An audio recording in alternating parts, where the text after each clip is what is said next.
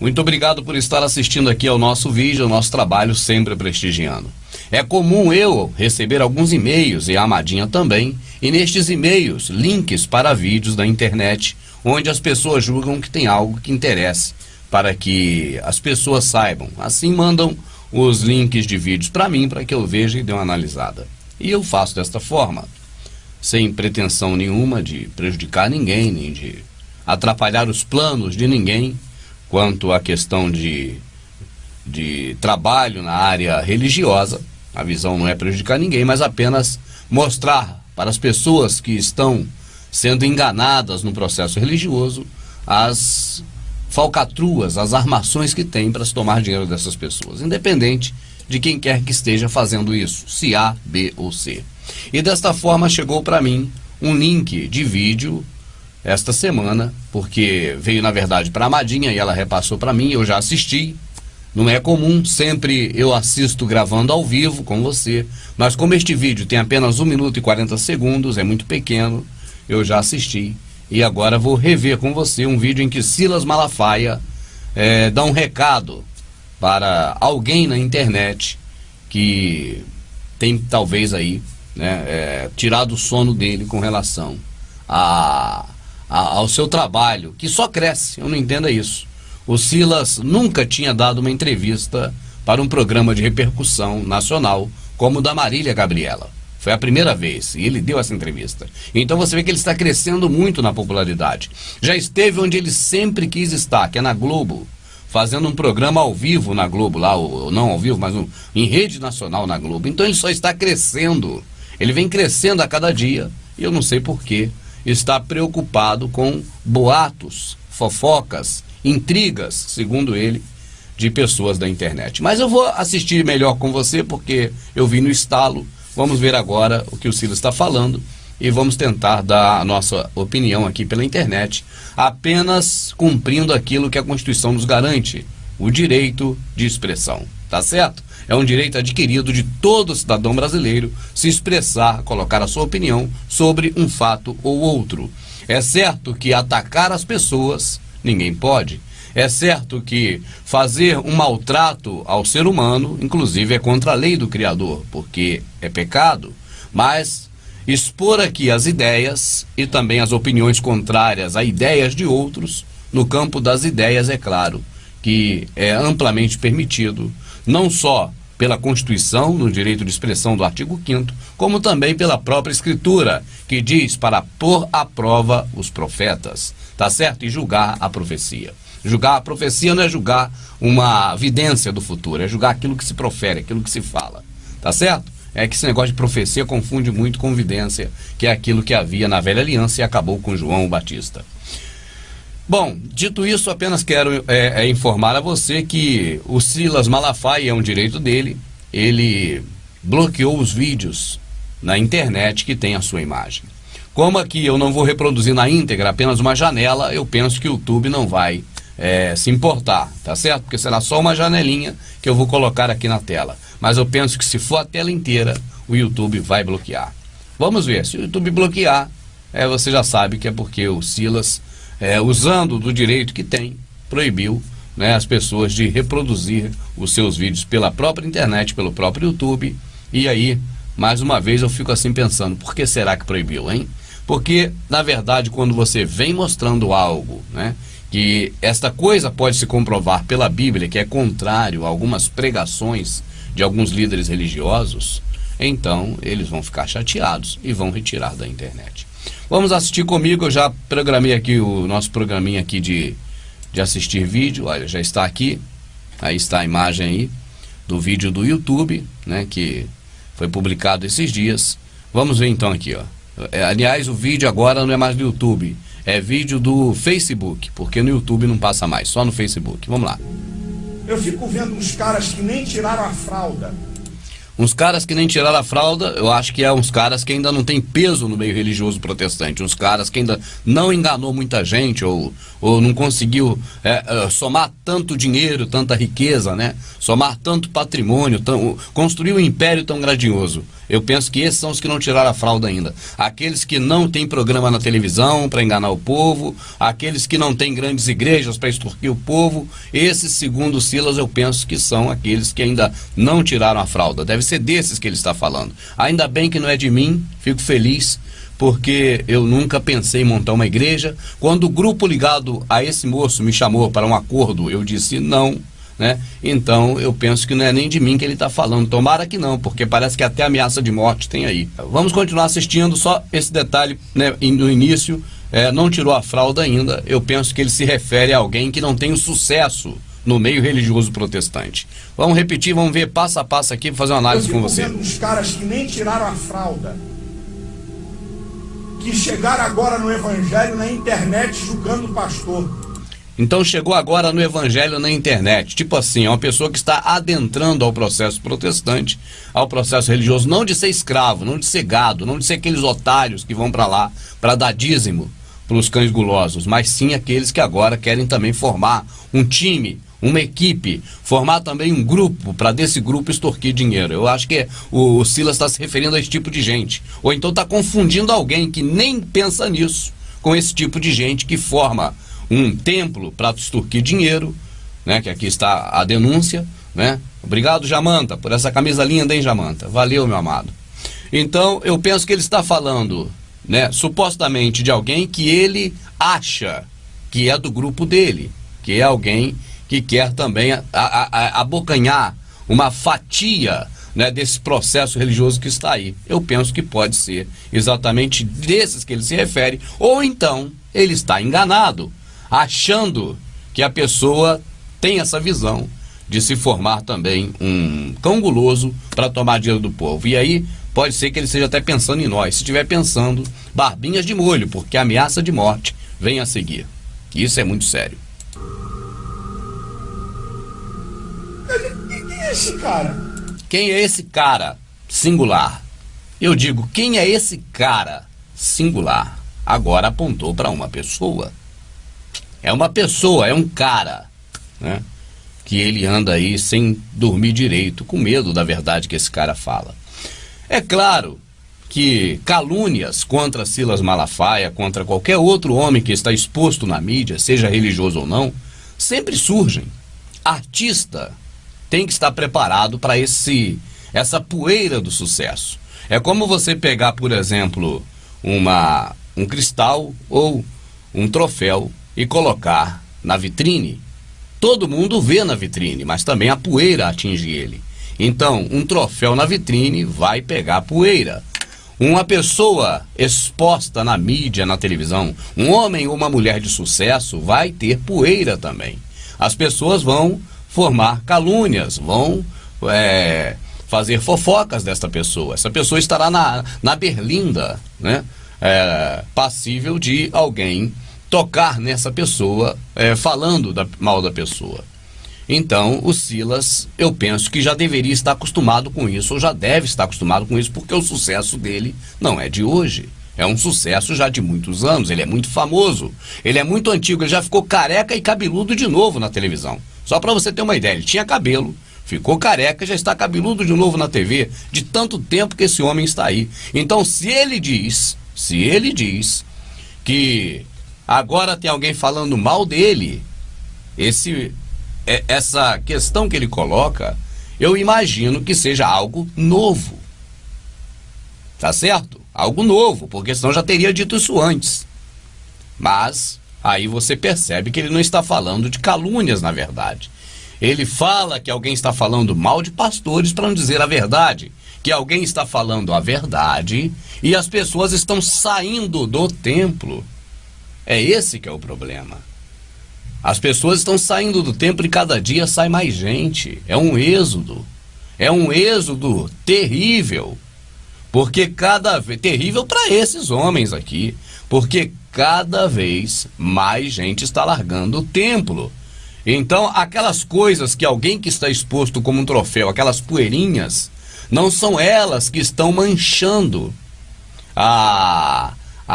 o império desses homens. Não, aquelas poeirinhas de sempre, de estar exposto na vitrine, não mancharam até hoje. O que mancha agora é que existe alguém mostrando realmente que este império religioso, não do seu Silas Malafaia, mas todo o império religioso que está aí é uma fraude, é conquistado em cima de mentiras, de enganos. Eu não estou dizendo que Silas está mentindo, eu estou dizendo que o grupo protestante religioso católico, o grupo cristão, o grupo religioso muçulmano, o grupo budista, o grupo kardecista, o grupo de todas as religiões mentem, porque está escrito na Escritura: o Pai é amor.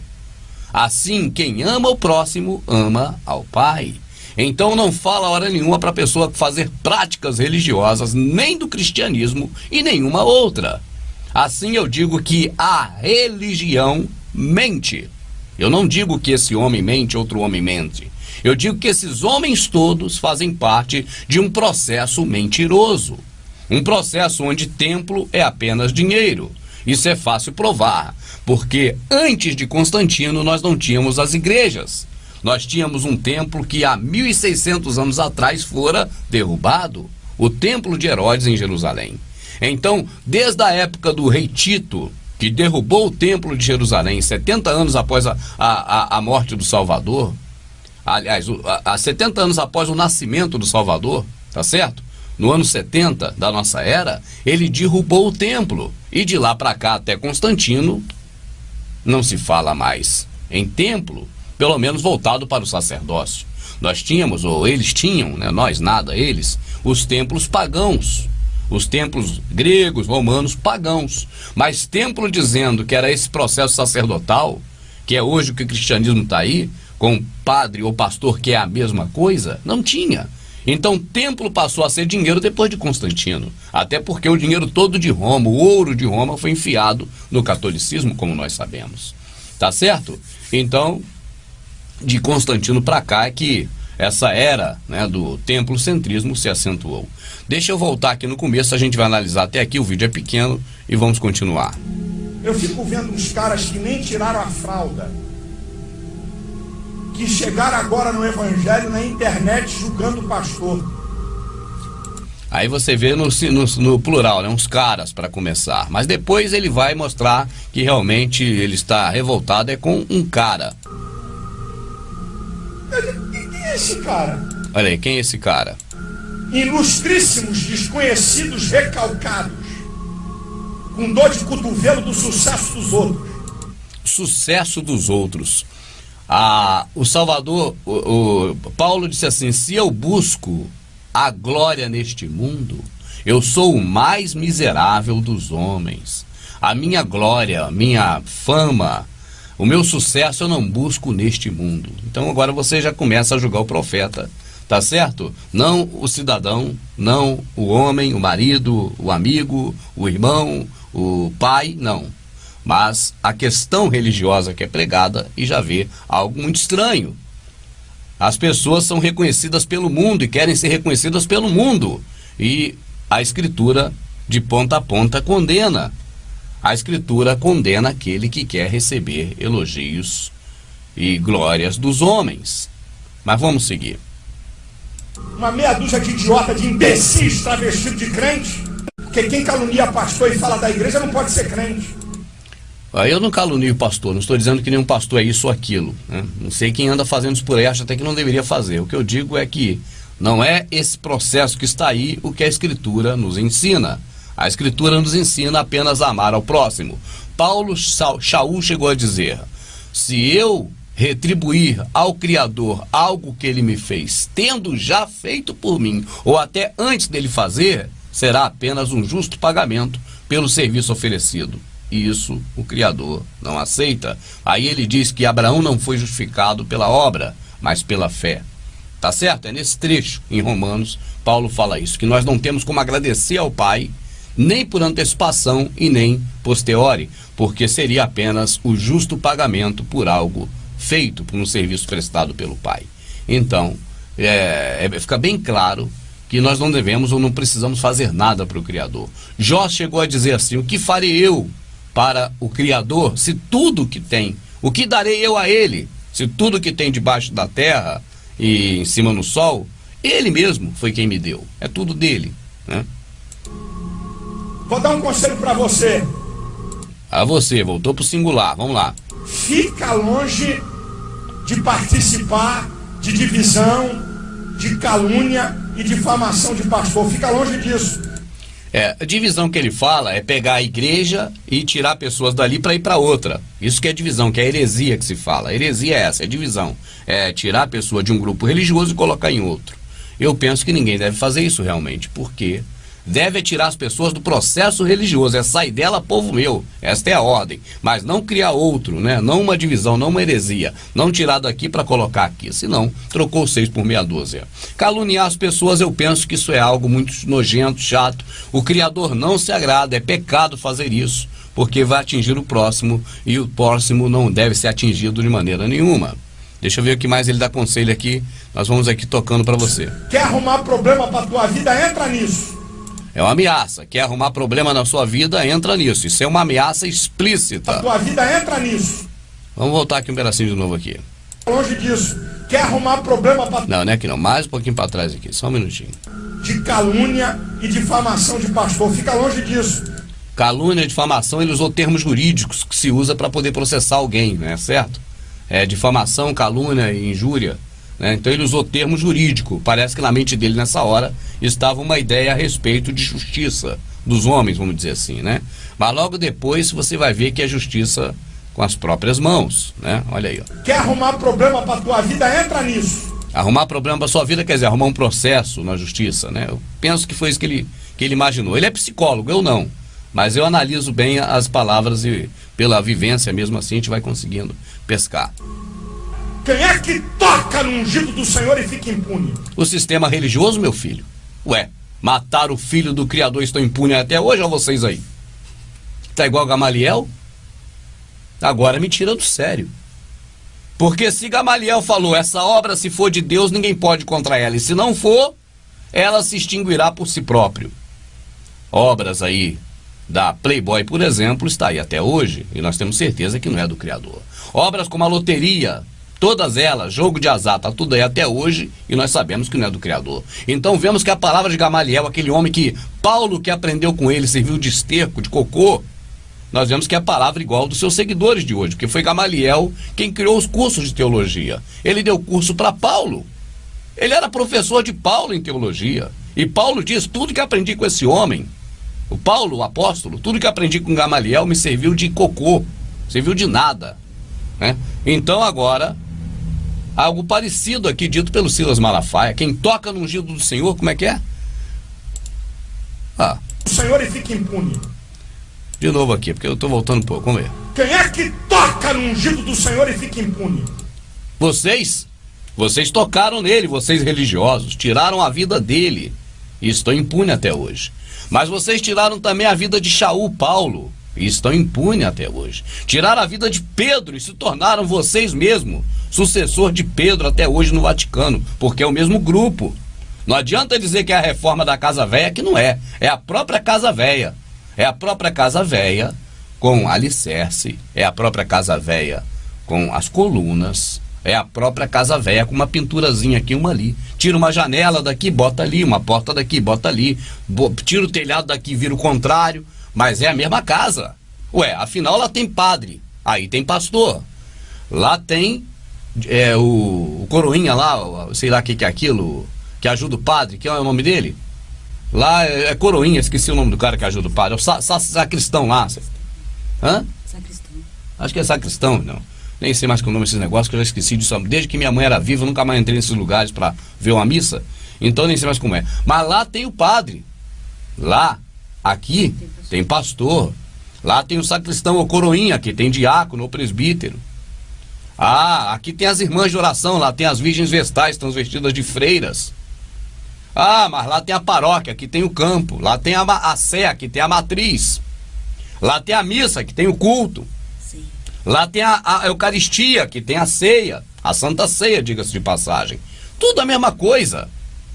Lá tem o sermão do padre, que tem a pregação do pastor. Tudo a mesma coisa. Lá tem a mesa da Eucaristia, aqui tem a mesa da proposição. Mesma coisa. Lá tem o altar, aqui tem o púlpito. Tudo a mesma coisa. Lá tem os fiéis e aqui tem os fiéis. Lá tem os que pagam indulgência ou pagavam. Aqui tem os que são saqueados. A título de qualquer título. É o devorador vai devorar, é você tá roubando a Deus, é qualquer história para tomar dinheiro. Então é a mesma coisa. Nós não vemos diferenças. Por isso que eu digo que o grupo que sucedeu Pedro, matando Pedro, é o mesmo grupo que está aqui. Agora, eu não consigo entender quando se diz que não há quem toque no ungido e fique impune. Se eles mesmos tocaram em Estevão e estão impunes até hoje. Agora, um detalhe, né, meu amado? Shaul era ungido do Pai? Era. Estevão era ungido do Pai? Sem dúvidas. Pedro era ungido e todos os apóstolos, quantos eles mataram? Alguns morreram até em caldeirão de óleo quente, como alguns discípulos do Salvador, né? Morreram cozidos em óleo quente. E esse grupo que matou está impune até hoje. Eles são os que estão aí cuidando do templo, os mesmos que cuidavam do templo na época do Salvador e que mataram o Salvador e continuam impune até hoje. Por que quem toca no ungido agora não fica impune, se antigamente ficava? No período da Escritura todo tocaram nos ungidos e ficaram impunes, e estão impunes até hoje. Agora, há uma diferença. Aqueles homens eram ungidos. Aqueles realmente eram ungidos. Eu pergunto, e os de hoje, quem ungiu? Ah, é uma citação a Saul. Saul era rei. Saul não era pastor, igual os pastores protestantes de hoje, porque o protestantismo só existiu depois de Martim Lutero. Então, como dizer que Saul era um pastor? Se nem pastor Saul era. Saul era rei, ungido rei. Então é muita história que se conta sobre ungido. Quer dizer, agora eu abro uma convenção, abro uma igreja para mim e eu sou ungido. Quem me ungiu? Eu mesmo me ungi. Então por que eu sou ungido e meu irmão não é ungido? Então todo é ungido. Se um é ungido, todo mundo é ungido. Se nem todo mundo é ungido, um não pode ser ungido. Como pode ser agora ungido? O Saul era ungido de merda, na caverna, eu provo. Cadê a Bíblia? Não está aqui. Mas está na Bíblia, não precisa pegar a Bíblia não, amadinha. Quem tem a Bíblia em casa e leia. Saul estava cagando na caverna escondido de Davi. Davi pegou as vestes dele toda cagada. Quando foi botar a mão nas vestes dele, só cortou um pedacinho que estava limpo. E falou, eu não toco no ungido de merda que é Saul. E esses caras agora querem ser também ungido, só se for igual Saul mesmo. Porque eu não vejo outro jeito de ungir esses caras.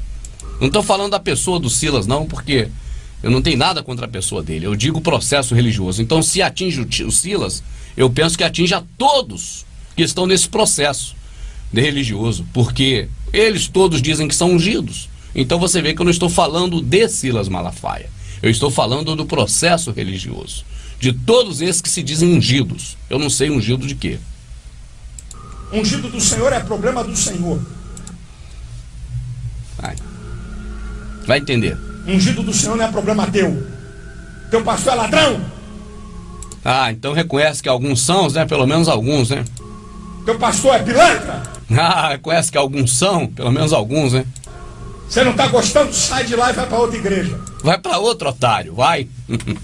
É um excelente conselho de Gamaliel. Gamaliel só dá conselho bom. E os caras que aprenderam aos pés de Gamaliel e que não se converteram como Shaul, porque Shaul se converteu, saiu daquilo, sempre repete as mesmas coisas.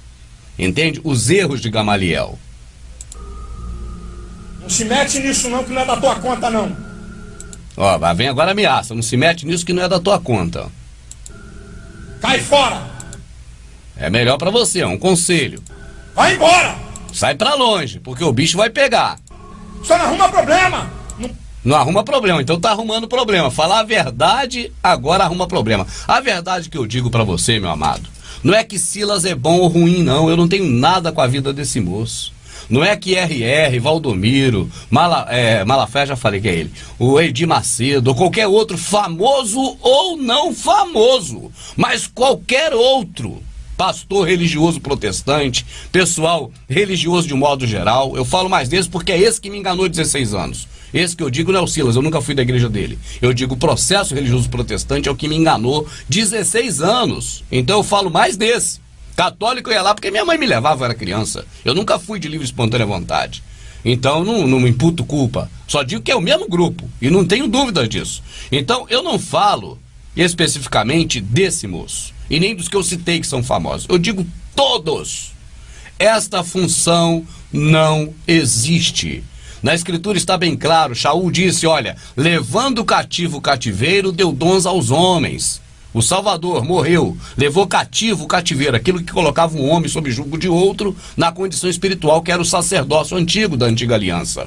E deu dons aos homens, um para pastor, para guia, para ensinar as pessoas o caminho da verdade. Outros para mestre, outros para doutores, para curar as pessoas de doenças mesmo. Outro mestre para ensinar as coisas da vida mesmo. E quando ele fala disso, amado, é bem claro, ele deu para os pastores, até que a pessoa tenha a unidade do Espírito, do quando deu dons aos homens. O Salvador morreu, levou cativo o cativeiro, aquilo que colocava um homem sob jugo de outro, na condição espiritual, que era o sacerdócio antigo da antiga aliança.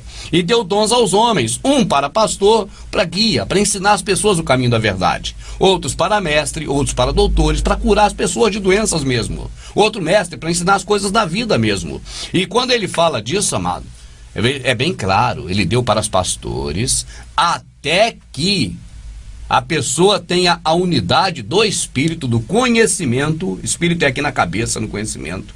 Não é alguém que mora no teu corpo mora é o sangue, é a carne, são as células, né? É no entendimento, é no software. Até que a pessoa tenha a unidade do entendimento do Espírito, não seja mais menino na fé, levado por vento de doutrina pela boca de homens, que com astúcia enganam fraudulosamente, até esse ponto, até que não seja mais menino. Você só dá os primeiros passos para a pessoa.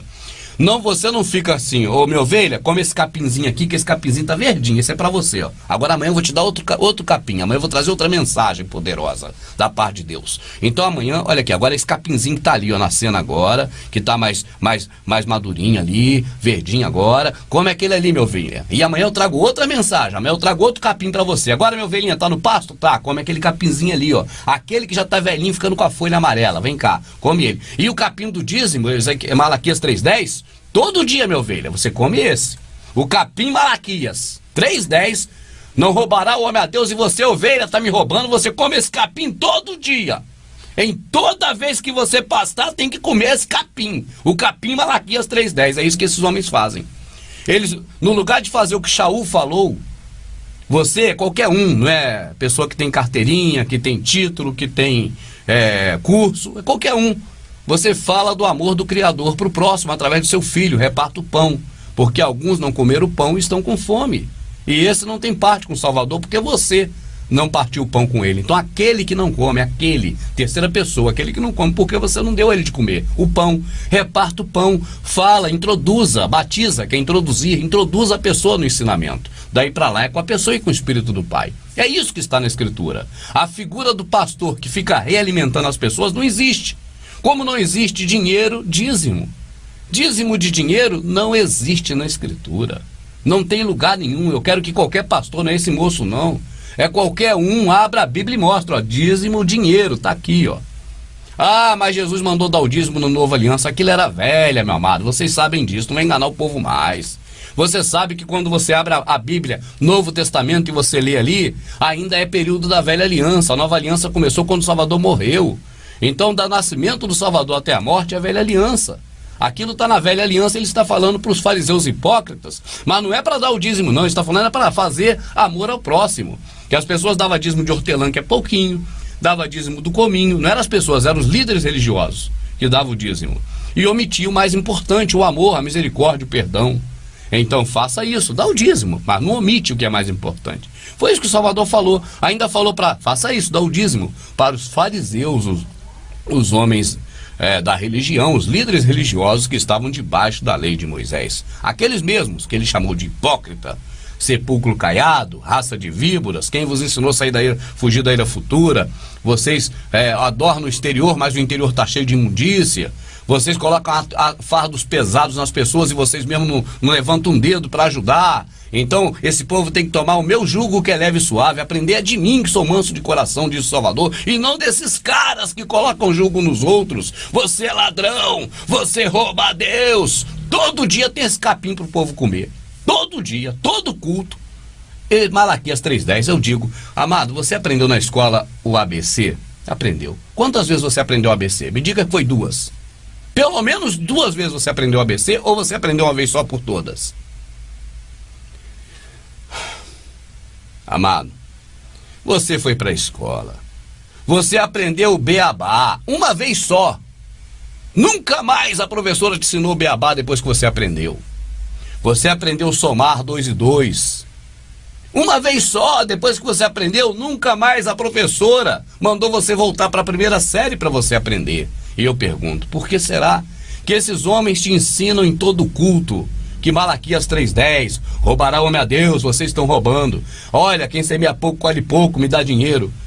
Se esses pastores dizem que eles têm que ensinar as pessoas, por que eles ficam repetindo?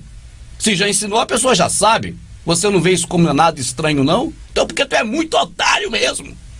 Aí eu não tenho como dizer outra coisa. Se você está na mão desses caras ainda até hoje, sendo enganados, não falo que é o Silas que é o enganador, eu digo todos do processo religioso, enganando conscientemente ou não, porque também muitos estão enganando, mas todos enganam, porque repetem as mesmas coisas, eles não estão ensinando, eles estão fazendo uma sujeira cerebral que se chama lavagem cerebral. O mundo é tão invertido que a sujeira cerebral se chama lavagem cerebral, não é lavagem, é sujeira. É sujar a mente das pessoas para as pessoas ficarem bitoladas com aquilo. Vamos em frente, vamos ver o final aqui, senão eu não consigo completar. Toque um de... Rapaz, aprenda isso. Aprenda isso, vamos ver o que ele está falando. Eu já vi gente morrer por causa disso, irmão. Olha aí, já viu gente morrer porque tocou num pastor evangélico. Ele está falando de quem? Não é de pastor evangélico? Então ele diz agora, eu já vi gente morrer porque falou mal do pastor evangélico. É isso que ele está falando ou não é? Irmão, já vi gente morrer. E é sério, já vi gente morrer, já viu ser assassinado, pessoas assassinarem quem falou mal de pastor. Vai pra lá, fica longe disso, não fala mal de pastor, porque quem fala de pastor morre. Tô falando aqui, eu já vi gente morrer. Meu irmão, isso é coisa muito séria, meu irmão. Isso é muito sério, é coisa que não se faz, né? É como um pacto, né?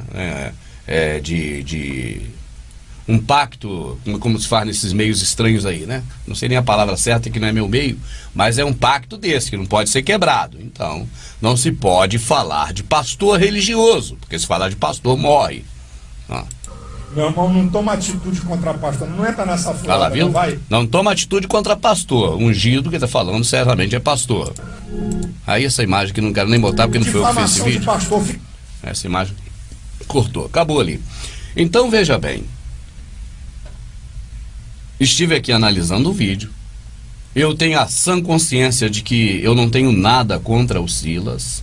Eu nunca falei dele, do Silas, como uma pessoa, dizendo que Silas é um pilantra ou que ele é qualquer coisa errada. Eu nunca o acusei. Eu não acuso porque ele também é filho do mesmo pai que eu sou. E nós não devemos acusar aos outros. Agora, ele está na vitrine. É ele que as pessoas conhecem como pastor. Então, muitas vezes, nós citamos os religiosos brasileiros para que a pessoa tenha uma ideia do que é o processo religioso, e o nome do Silas está no meio das citações como grandes líderes religiosos do Brasil. Mas não como a pessoa Silas, como o homem Silas, o pai, o irmão, o filho, né, o empresário, o chefe, o empregado, não como cidadão comum do dia a dia, mas como ícone, né, do processo religioso. É um dos líderes religiosos da atualidade, faz parte do processo religioso. Eu não tenho dúvidas, é o mesmo processo religioso que matou o Salvador, é o mesmo processo religioso violento daquela época, quando pegaram Pedro e João foram no templo, pregaram, e lá no templo, que não é do lado de dentro da nave, você já sabe, né, mas na área do templo, igual na Praça da Sé ou na Candelária, pregaram, e não sei nem quantas mil almas mais que eu me esqueci, se converteram. Aqueles homens do templo pegaram e prenderam João. Prenderam Pedro e João. E aconteceu que as pessoas que estavam em casa orando não acreditavam de maneira nenhuma que Pedro e João voltaria, dado ao nível de alta periculosidade que era o processo religioso. E eu pergunto a você, de 2000 anos para cá, alguma coisa mudou? Apareceu alguém maior do que o Salvador para exterminar aquele grupo que tinha exterminado o Salvador? Apareceu alguém mais poderoso que Paulo para exterminar aquele grupo que exterminou o próprio Paulo? Não, ninguém os exterminou. Eles estão aí até hoje. E eu não tenho dúvidas que é o processo religioso. Não digo que é Silas ou que é na verdade, Valdomiro, que é RR, que é Macedo, os principais ícones. Eu digo, é o processo religioso do qual todos esses homens e muitos outros fazem parte. É o mesmo que está aí. E é isso aí, meu amado. Estou aqui. É um pobre coitado, miserável, não tenho grana, não tenho como me defender de um processo caso alguém queira me processar e muito menos defender minha própria vida. Está entregue, como estava a do Salvador e também a de Paulo.